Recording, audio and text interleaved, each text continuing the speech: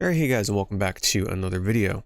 So today I want to talk a bit about the Wii, and more specifically, collecting for the Wii. One of the most frequently asked questions that I get on my live streams is like, hey Pete, is now a good time to collect for this console or that console? Or should I collect for this now or should I wait? What do you think about the prices on this console? And there's quite a few people actually that ask me about the Wii, so I figured it would be a good time to make a video for it. Because I do feel like the Wii is kind of in an underrated state right now. There's not as much excitement or talk around collecting and playing some of the great exclusives that are on the Wii. There's a lot of really weird, strange games that you can only play on the Wii. And I think a lot of that is just because there's definitely a group of people that are just kind of not looking to play with motion controls, especially because a lot of Wii games do feature waggle controls. And for some people, when they're coming home after a hard day of work or they just want to relax, they're not looking to sit on their couch going like this, okay? Like, they just want to sit and chill. And unfortunately, some Wii games, even if you're not doing hardcore waggling, you still got to have your arm up, you still got to be pointing. It requires you to, do a little bit of movement. And yeah, we got VR these days and everything, but that's VR. VR is new and exciting. I mean, you get excited to put on a VR headset and play in these virtual worlds that just look so stunning and amazing. But let's not get too far off track here. But I do feel like the waggle aspect and the motion control aspect of Wii is pushing a lot of people away. And I think because of that, there's just a lot less talk about the Wii, and that does keep the prices down on a lot of these games that I do feel like in time will go up. So I feel like right now in this moment in time is one of the best times to get into collecting for the Wii. Because if you look historically at all other Nintendo consoles, the NES, the Super Nintendo, the N64, heck, even, obviously the GameCube, even the Switch to some extent right now, the prices on a lot of those games are getting exponentially high, especially if you're looking to do complete in box. The Wii U and the Wii are kind of like the redheaded stepchild kind of consoles for Nintendo right now. And of course, the Wii U is a completely different discussion, but the Wii has a lot of buried treasure. And I also think something else that keeps the prices sort of down on Wii games right now is just the fact that you got to do a lot of outside research. A lot of the other Nintendo consoles, you can easily just look at a cover or find a list online of, games that are obviously going to be really good and worth your money. There's a lot of first-party Nintendo stuff. Whereas the Wii, you got to spend some time digging. There's a lot of garbage on the Wii.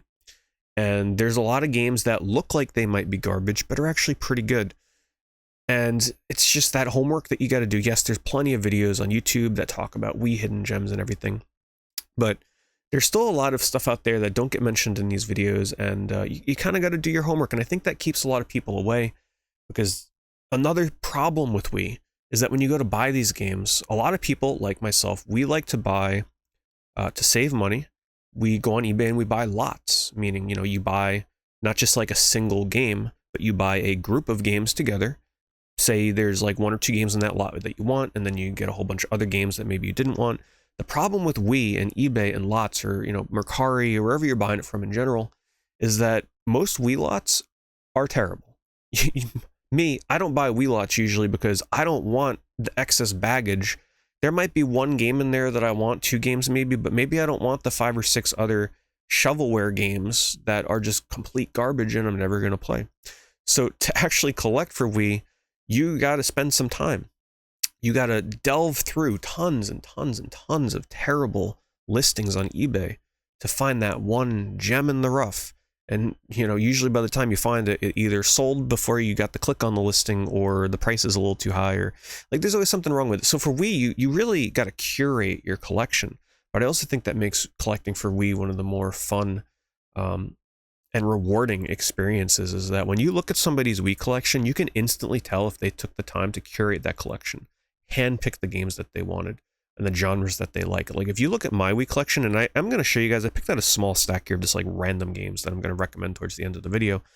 But if you look at a collection like mine or many other people's, you can definitely tell like, okay, that is a curated Wii collection. And then you can look at somebody else's Wii collection and be like, okay, that person kind of just bought the kitchen sink essentially, where you got some good games in there, but you got a bunch of stuff they're never going to play, and it just takes up space, and most of the games worth a few bucks.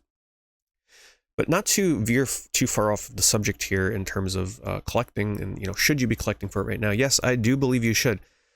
Yeah, you got your handful of expensive games, so let's just go through a couple of them here now. But the thing about the expensive games on the Wii is that I feel like the pricey games are worth the price of admission.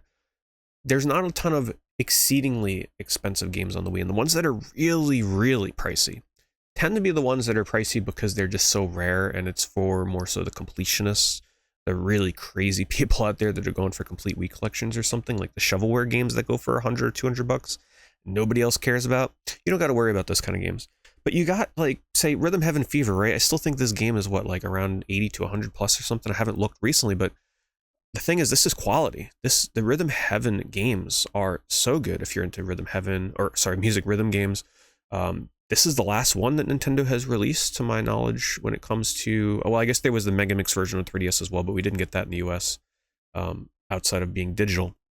But, if you're going to spend a lot of money on a Wii game, most of the games that you're going to get are definitely worth the price of entry.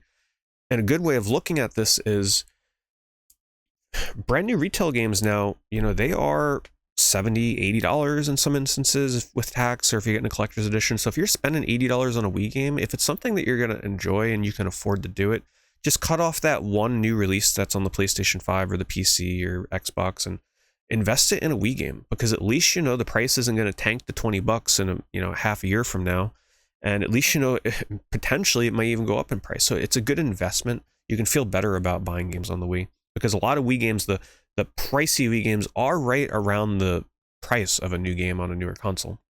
So another example would be the Wii version of Silent Hill Shattered Memories is actually, I feel, a very underrated Silent Hill game. This is the version I played, really enjoyed it. I actually think the motion controls in here are pretty phenomenal with the puzzles. I would recommend this version over the PS2 version. The PS2 version is more expensive because it's a PlayStation version, Silent Hill, PlayStation, they kind of go together.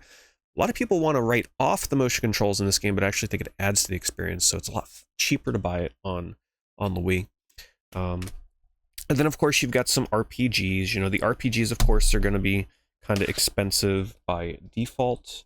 I just picked out a random selection here. So, of course, you got stuff like Opuna, which is still exclusive to the Wii and probably will forever be, in terms of like a cool little quirky RPG that's turn-based. A lot of people say Earthbound vibes from it. Of course, you got Fragile Dreams, which is one of the, one of the highlights when it comes to Wii exclusives, because it's a horror game, it's an RPG, it's exclusive, the motion controls are not too egregious.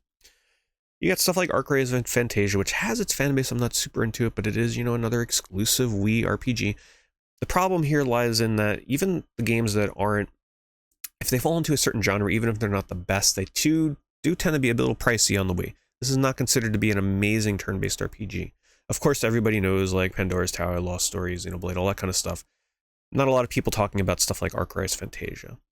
It will cost you a little bit, but it's it's something that you can check out some gameplay for and decide for yourself if it's your kind of thing. It's a very standard kind of game. But then you also have the shovelware that people wrote off that I actually think is pretty good. I'm going to stick up real quick here and defend games like Sonic and the Black Knight and Sonic and the Secret Rings.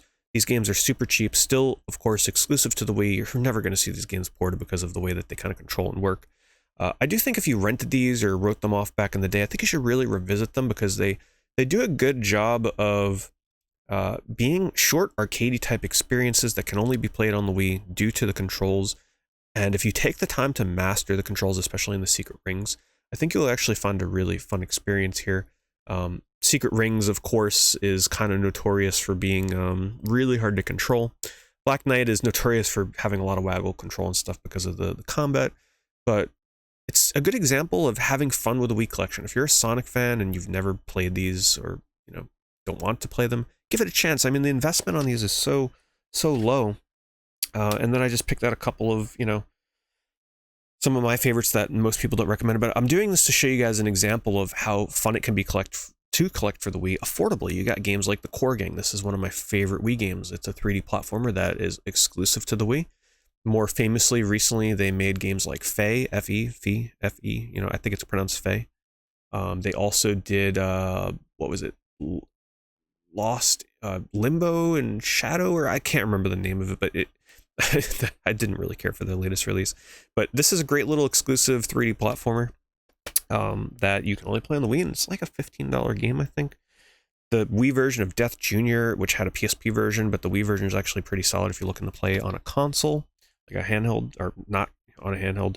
You got stuff like Deadly Creatures, which is a Wii exclusive, and it's games like this. This is an example that I'm using here where it's kind of like a cult classic in a way where it's not super expensive. The print run is fairly high on this. It's not like a super rare game or anything, but these are the kind of games that you want to be picking out if you're collecting for the Wii, because it's an experience that's really unique in terms of the way that it will use motion controls on the Wii.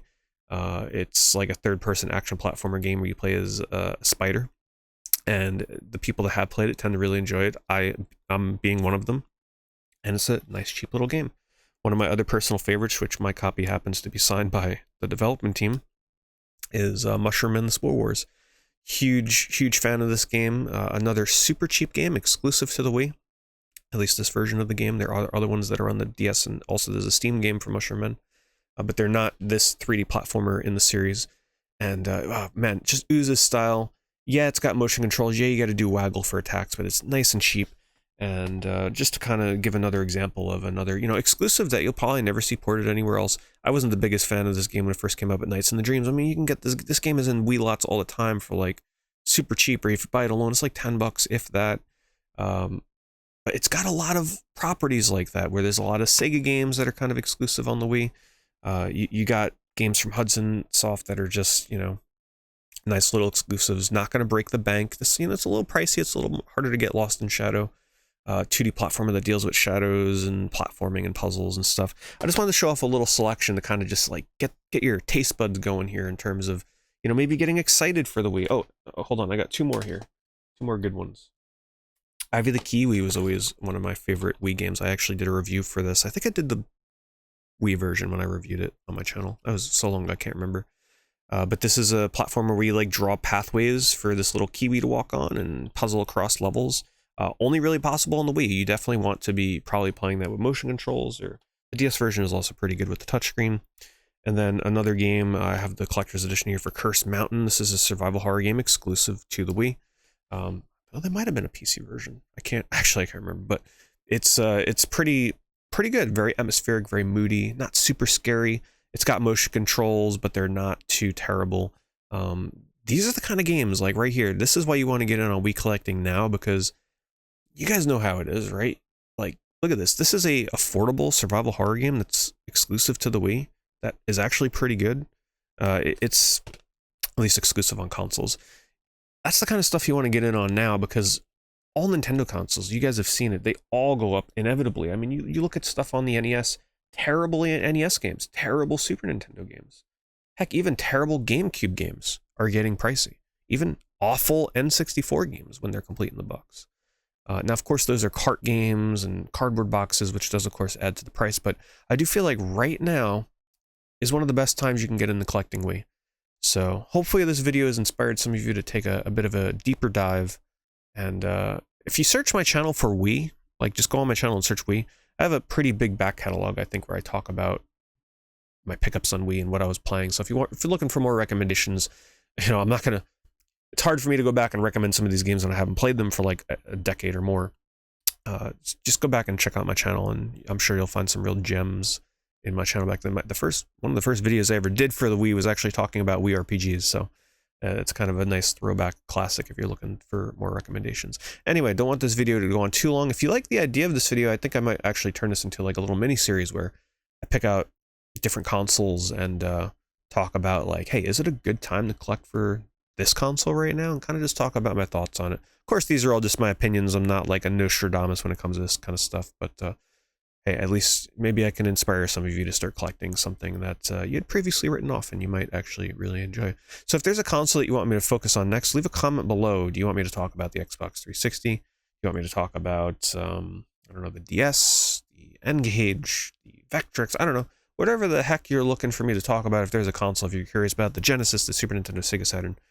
Not all of them are good to collect for right now, so let me know. Leave a comment, and whichever one seems to get asked about the most, I will do my best to make a video for it in the future. Thanks for watching.